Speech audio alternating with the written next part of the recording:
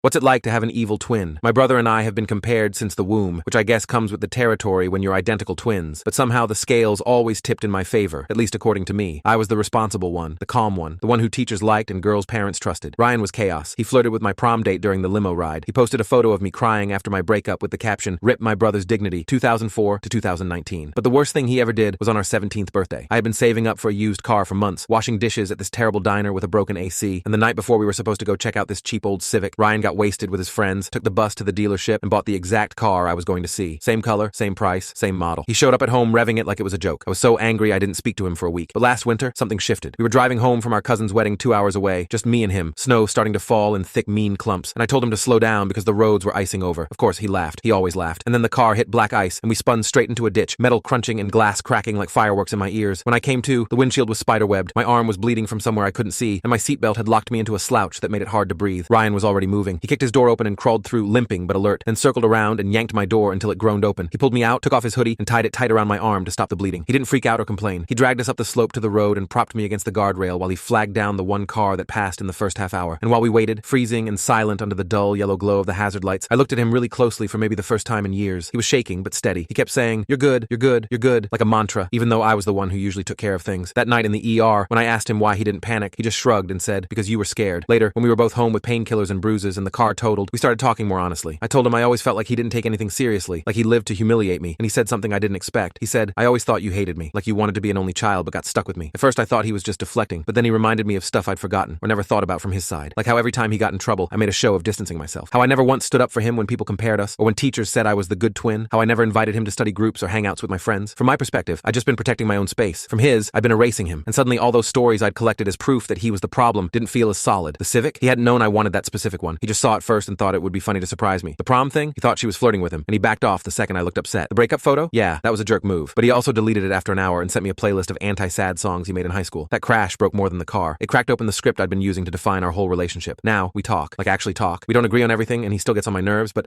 I've started to see the version of me that lived in his head, and it wasn't pretty, so we're both trying to be better. And even though we look exactly the same, it's the first time I feel like we're really twins.